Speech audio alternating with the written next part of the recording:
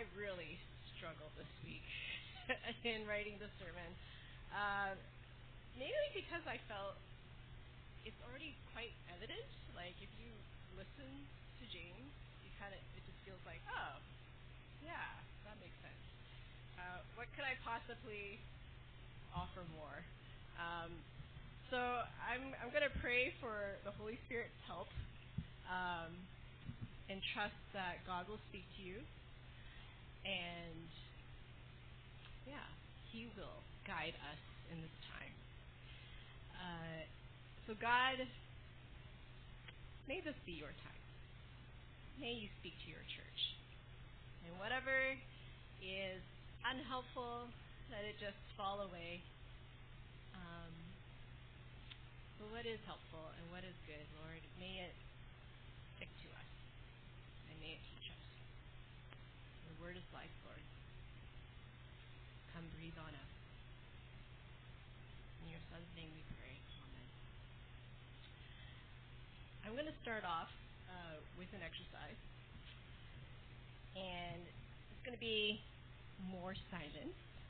But the trick is you're going to share what you hear. So what you're going to do is I'm going to ask you to pair up, maybe with someone that you didn't come here with. And I'm going to give us a minute of silence.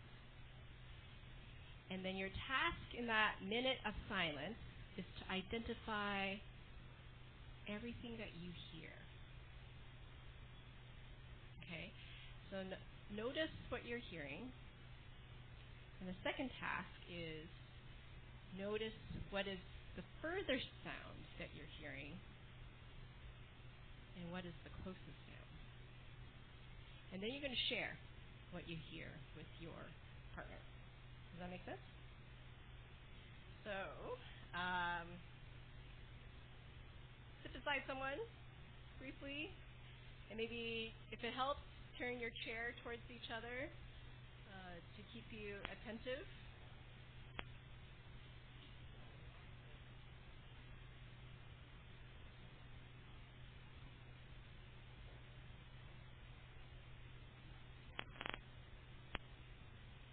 Are we all paired up? So you're just going to have 1 minute. Not very long. Thanks, Annie. Great.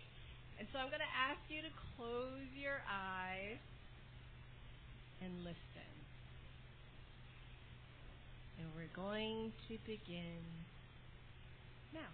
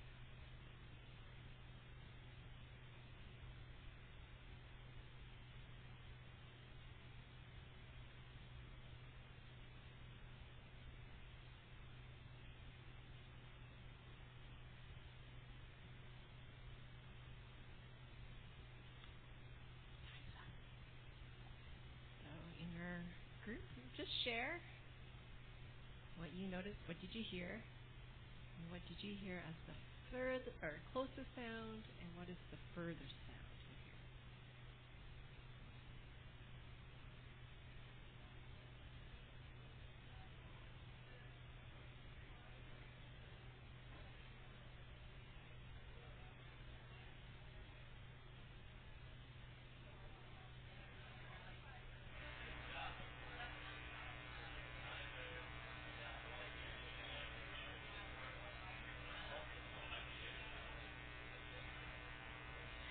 So, how about you just shout out the things that you heard?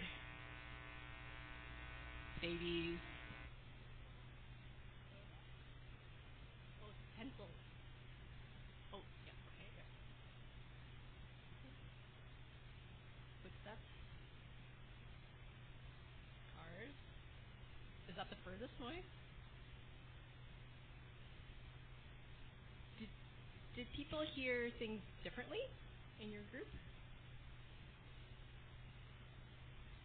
So did anyone hear something that your partner didn't hear?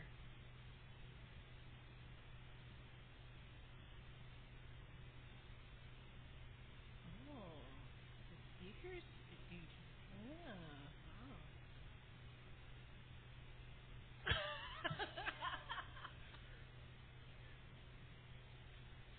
I was wondering if people noticed the sound of your own breathing and scratching. That's funny. Yeah. Did you hear her scratch? Oh, okay. And did you hear him breathe?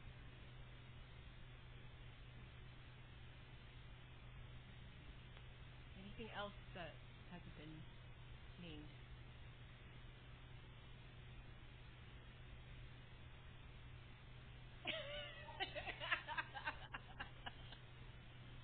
Mhm.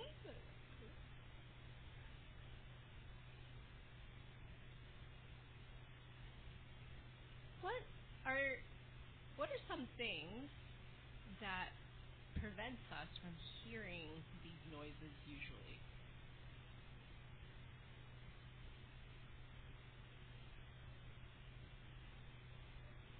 More noise, yeah. Yeah.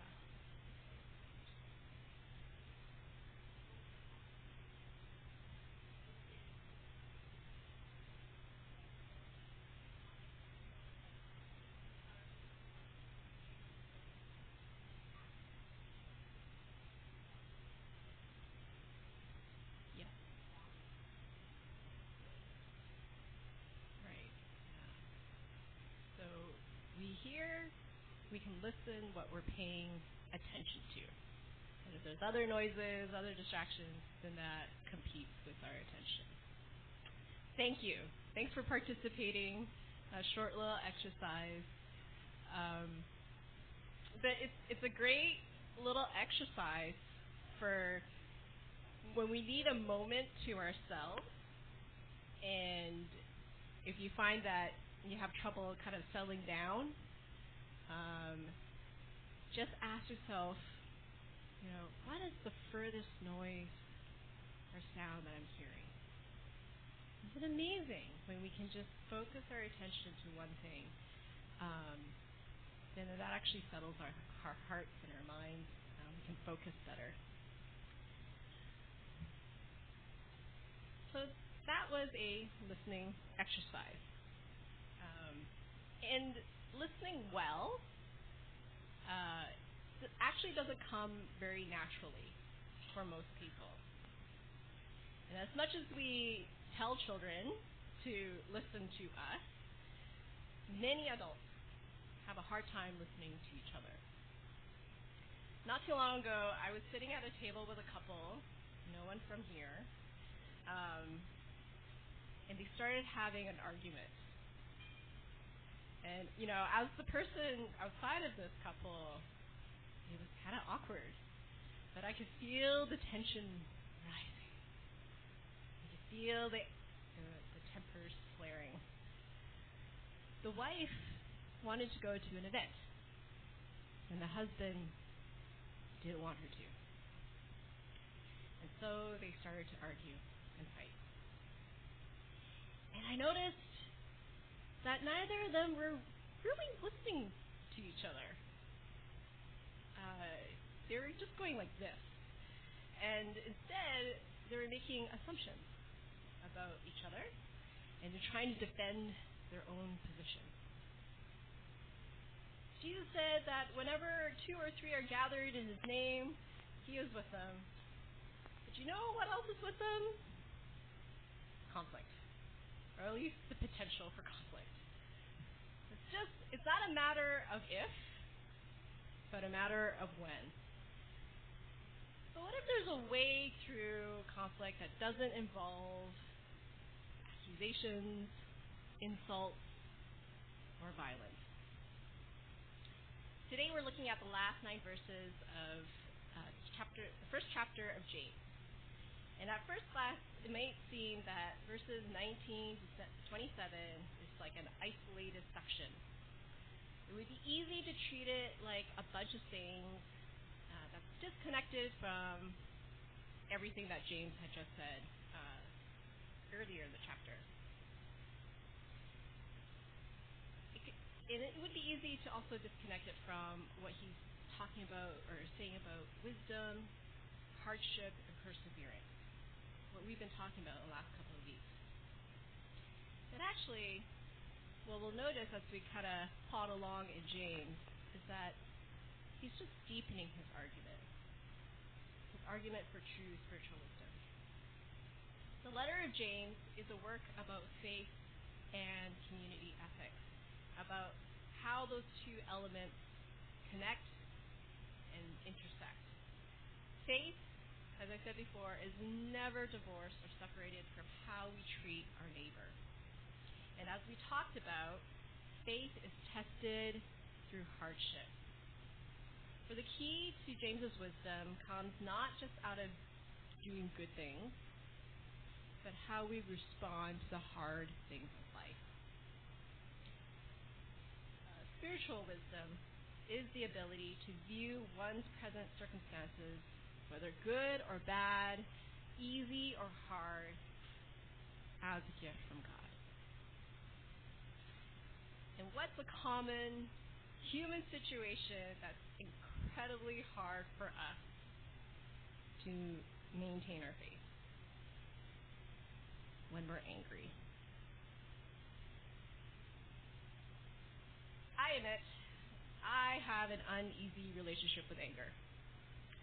It felt like I was never allowed to be angry when I was a kid.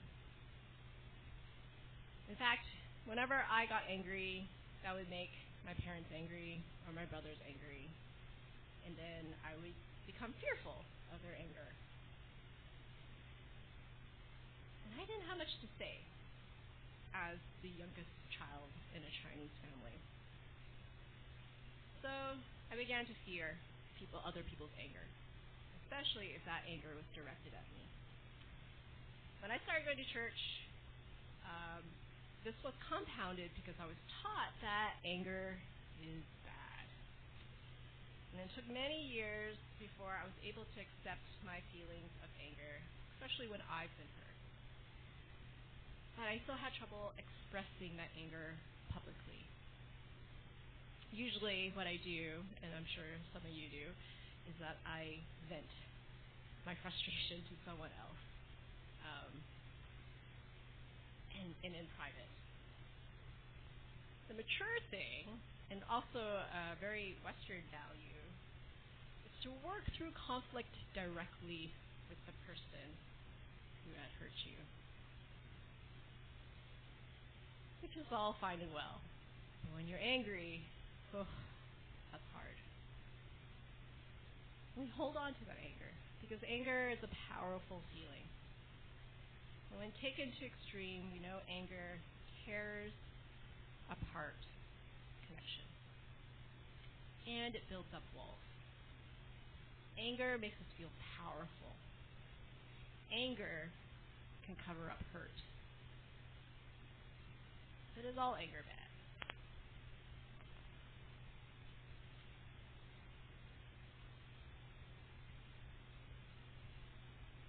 There are passages in the Bible where it tells us that God burns with anger. He was angry with the Israelites for worshiping idols, for not caring for foreigners, for taking advantage of the poor. Jesus himself famously turned over tables at the temple when money changers were making it a place for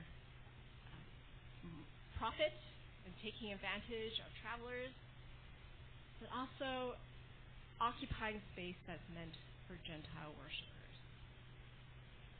At the same time, biblical writers warns us against anger. Paul wrote in Ephesians, "Get rid of all bitterness, rage and anger, brawling and slander, along with every form of malice. And in the passage we just heard, James says, our anger does not produce God's righteousness.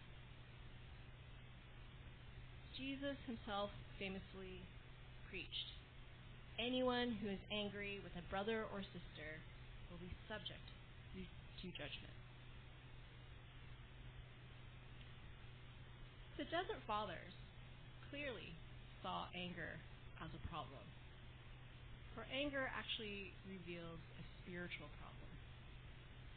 We experience anger when something interferes with what we expect or feel we deserve. We experience anger when something interferes with what we expect or feel that we deserve. When we're angry, we feel that we are owed something. That guy stole from me. That woman manipulated us. That friend betrayed me. Anger makes us count the offenses without feeling the hurt. When people fight, and especially when they've known each other for a while, it's rarely just fighting about one thing. It might start with not putting the dishes away. But then there was that time when they didn't help clean. Or there was a time when they forgot an appointment. Relational therapist Esther Perel calls this kitchen sinking. Where couples fight, or couples pile the wrongs on top of each other. And they pile the dishes up so high that you forgot what the original problem was to begin with. Desert Father Evagrius asks, what's your anger guarding? Which is a question we don't often ask ourselves when we're confronting someone who clearly doesn't understand that they're wrong. But we use our anger to guard ourselves, to protect what we value. And in spiritual formation, we learn that what we value most often is our ego, the image that we create of ourselves. Are you aware when you're angry? Who here knows instantly when they're angry? There's a few hands. Yeah? What are some signs to you that you know you're angry?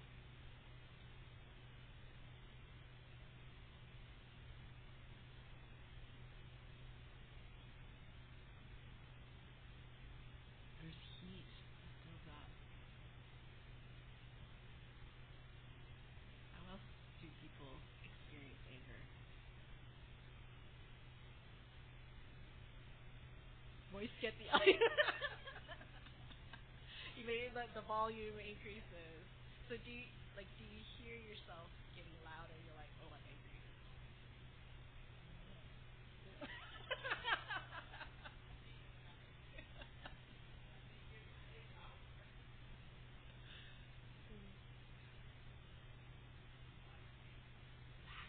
Yeah.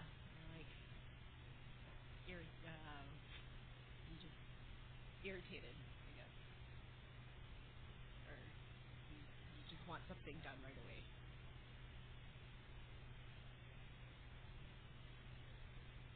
You know what I mean?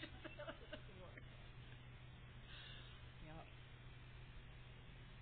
Who here feels other people's anger before you feel your own? Does anyone experience that?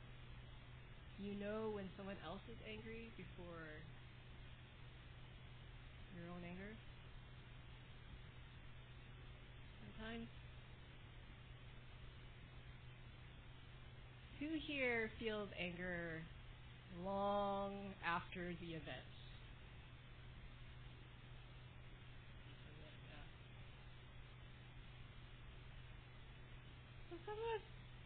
So some of us have a different relationship with anger. We don't often realize when we're angry how we're angry, or even what we're angry about. What is your anger guarding? We use anger to guard ourselves, to protect what we value.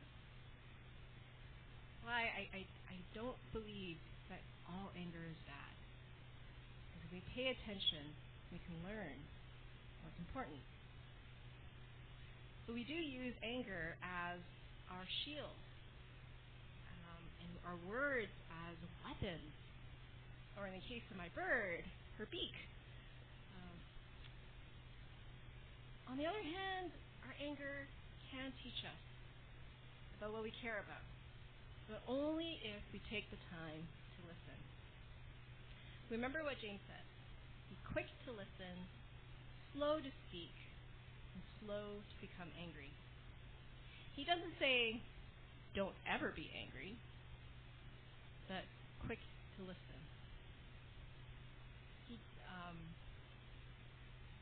Lead with it. Like all other emotions we get to experience, anger can be a servant. It can be a good one. But anger, like other emotions, is a terrible master. We must start instead by listening. When I started training as a spiritual director 3 years ago, I thought I had a pretty good head start. I've been told many times that I'm a good listener because I've been listening to people for quite some time as part of my work. But I noticed resistance in me in the form of pride when my instructors began saying, we all need to learn how to listen. No matter how good you think you are, you still need to get better. You still need to learn how to listen better. And they were right. There were a lot of things that can get in the way of listening well, especially anger. John Cassian said, all anger causes blindness, obscuring our ability to see Christ. Everyone should be quick to listen, slow to speak, and slow to become angry. Would you say that with me? Everyone should be quick to listen, slow to speak, slow to become angry. Kind of a good verse to memorize, eh? I had to wonder why, though, James gave this pointed, specific instruction to the church. Remember, the believers at the time had fled Jerusalem because of persecution, and they were spreading out all over the world, taking the good news of Jesus with them. But James, in his years of being a pastor, likely observed that not only there was conflict between the church and authorities, but within the church itself. Anger can cover up hurt, but has the ability to separate. And anger can be especially destructive because you use it as justification to hurt people, to shame people, to humiliate them. Does anyone remember, not too long ago, watching the Will Smith slap? I mean, classic case of letting anger get the best of you. James offers a wise practice. And Eugene Peterson translated it this way: lead with your ears, follow up with your tongue, and let anger straggle along in the rear. In other words, in situations when engaging with people, you start with listening. Notice James doesn't just address it to students or children, but all hearers of God's word. We begin with listening Not just because we want more information, but because listening is what God does for us. One of the deep wounds in every person is the experience of not being heard. Think of a baby who cries and cries, and no one comes to pick her up. Or an immigrant who struggles with a new language and can't even ask for help. The good news is that God is a God who hears, who listens to our cries for help. He hears the cries of the oppressed, the poor, the homeless. We follow a God who literally stops in his path to ask what someone needs, to listen to their story. We follow a God who listens to us. And listening is receiving. When we listen to another person's story, we receive it, and it's always a gift, a precious gift. Yesterday, some of us got to receive the story of Praise's dad. And it was told through the people that he loved most. It was a gift. It was a gift to everyone who listened. And I'm becoming more and more convinced that at the heart of Christian ministry is listening. Listening to God, listening to others. And we can slow down the force of anger. We can listen to ourselves. And we can learn what we believe is important. Rebecca DeYoung, who wrote Glittering Vices, a book all on sins and vices, says, anger rightly guards and defends, but its focus should be guarding the right things against their being wronged. Well, I'm sure there were plenty of wrongs that Christians were feeling angry about in James's time. False accusations, death, bad teachers. James wasn't specific about which situations that are okay for us to be angry with. But he does give a hint. He says, those who consider themselves religious and yet do not keep a tight rein on their tongues deceive themselves, and their religion is worthless. Religion that God our Father accepts as pure and faultless is this: to look after orphans and widows in their distress, and to keep oneself from being polluted by the world. Anger, rightly directed, ought to be expressed through care and protection and defense of the homeless and the loveless. And it is rightly directed at corrupting vices. Simply put, anger ought to be directed at sin, both systematic and personal. Structural sin that oppresses people, that abuses image bearers, and the internal sins that turn us away from God. This is why anger is a gift, but only when it's properly discerned. Our experience of anger can teach us what is wrong. What is the things that we ought to be angry about? Religion, or the worship of God, is the kind of worship that God actually wants from us, is the kind where action is taken, born and motivated by faith, our faith in a good and loving God. And this action is twofold. Action that is care for those who are vulnerable, and action in guarding oneself from spiritual deformation. I see these as two sides of the same coin. James is saying we need both. faith must be expressed through other-centered service and spiritual formation. Without it, without practicing our faith, we risk losing ourselves. Do not merely listen to the word and so deceive yourself. Do what it says. Anyone who listens to the word but does not do what it says is like someone who looks at his face in the mirror, and after looking at himself, goes away and immediately forgets what he looks like. Thankfully, this is not the same as forgetting where you place your keys. But whoever looks intently into the perfect law that gives freedom and continues in it, not forgetting what they have heard, but doing it, they will be blessed in what they do.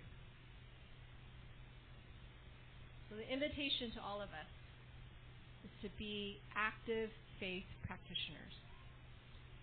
Put your beliefs into practice. So choose wisely.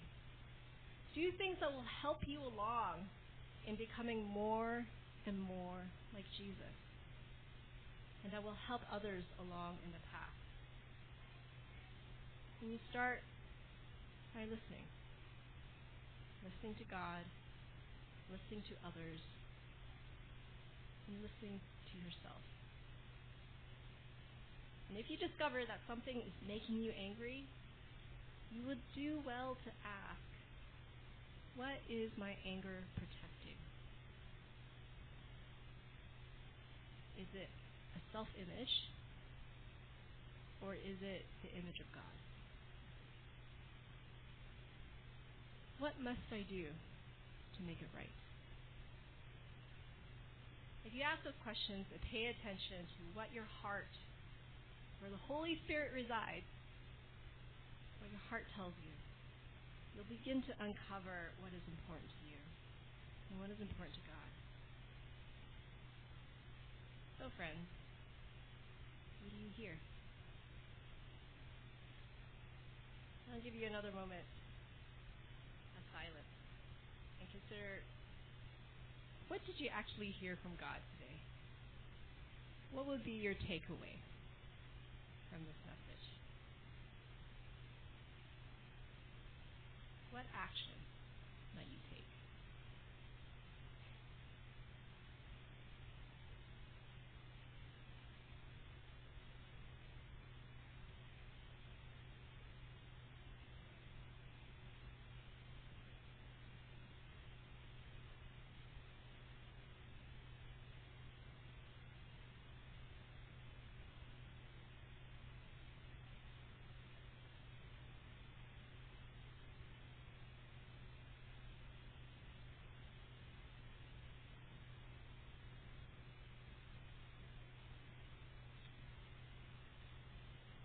I'm going to invite you to turn to your neighbor and share if you heard something. If you heard God saying something, would you share that?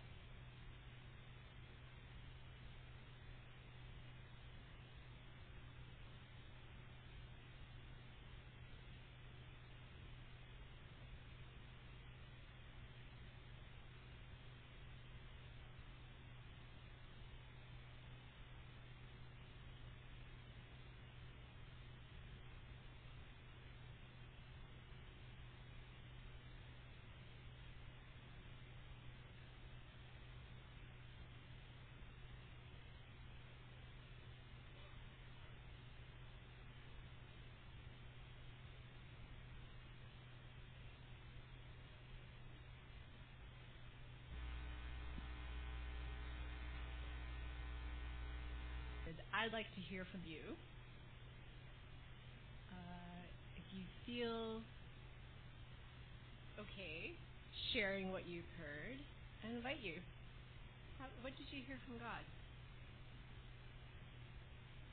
And I won't be offended if it's totally off topic. Because, sometimes that's how the Holy Spirit works. Like, you hear one word and suddenly, like, oh yeah, God's telling me this.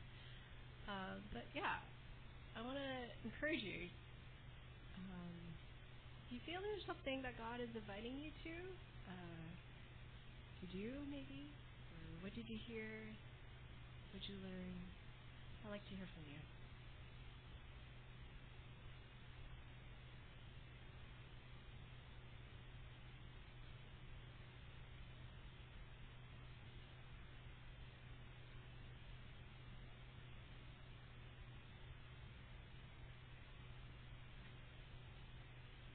Sure.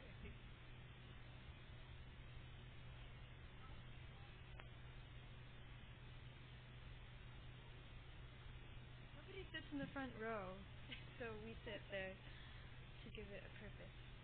I'm hesitant to. I'm glad you said that thing, even if it wasn't related, because I was surprised of like, oh, is this like Diana didn't really preach about this right now, but I guess this might be a conviction. But that part about the mirror verse, what was it? It's do not merely listen to the word and so deceive yourselves. Do what it says. And I think that like we're in this season of visioning and gelling together as a church and shaping who we are as a community. And Jaden's at Regent, and we have all these thoughts and ideas. And one thing that we were talking about at lunch and that I've been thinking about is like, wow, wouldn't it be great if we were all equipped with like the same tools to read the Bible wisely like they teach at Regent, but just at like a layperson level of like, man, I really long for our church to have this like strong ability to read and interpret the Bible for themselves and for all that it's worth, and to actually make sense of what the prophets are trying to tell us. Anyway, like having all these discussions of like, oh, wouldn't it be great, but then taking a step back is like, I personally really struggle to do regular Bible study in that way, and so what I heard was like, oh, actually do it yourself too, instead of just thinking that the whole like, let's come up with a program, so, which isn't like, but anyway.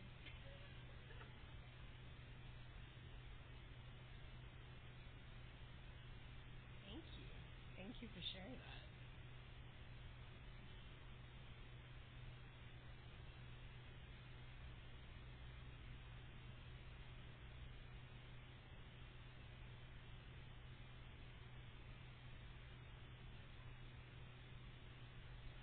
Rebecca,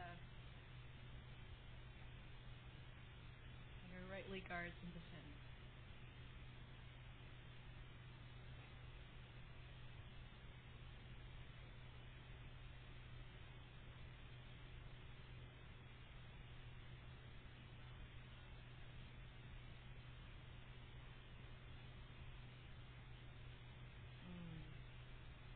Yeah, very hard. Yeah. Good anger has the best, how did you put it? The best interest.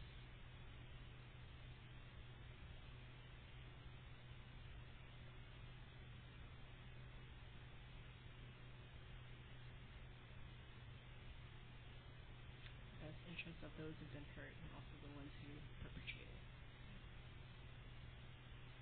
I've been attending these seminars on clergy abuse.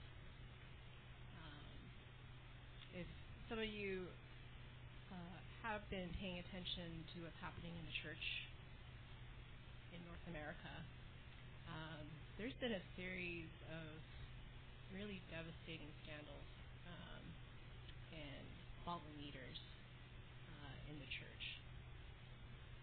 And so there's a seminar that I've been taking that looks at how to prevent clergy abuse, what leads to it, but really it's about how to prevent abuse by people in power, and the effects of that, the effects of abuse on the church, on congregation, and those who are under people's care. And it's really hard when it comes to caring for those who perpetrate the hurt.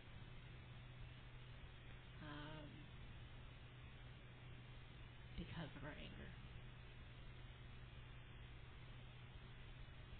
And so it's messy and it's hard.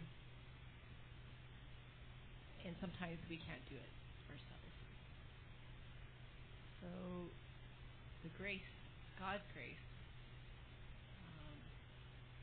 is needed. We can,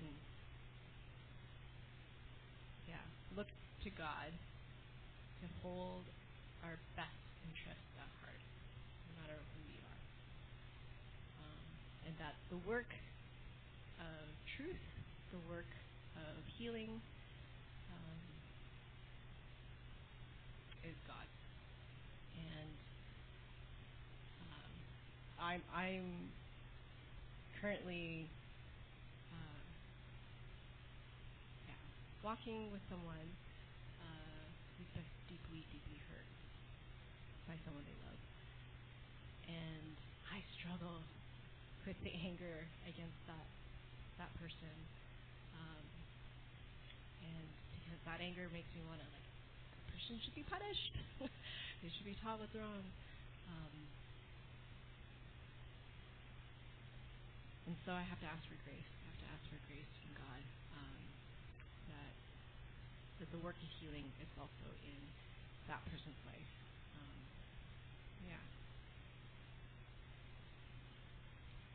And it's not to diminish.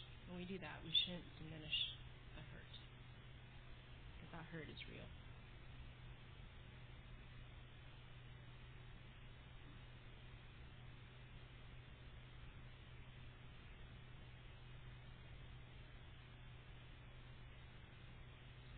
Anyone else hear something from God?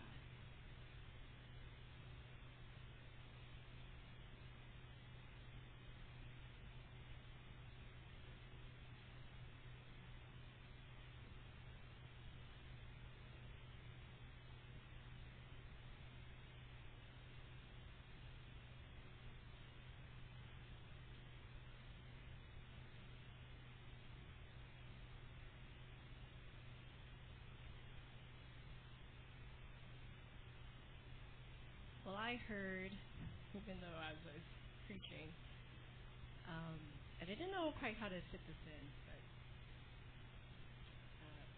through that seminar I heard working through conflict is a spiritual discipline. And I think that's a good place for us as a church to end with, to remind us that as we are learning to draw close together, to work together, conflicts will arise. We're going to disappoint each other. We're going to disagree. But the invitation is to keep engaging, to work through our conflict with one another. And that in itself is a spiritual discipline. It will help us to become more Christ-like. And so that might look like asking someone, what did you actually intend to say when you did this?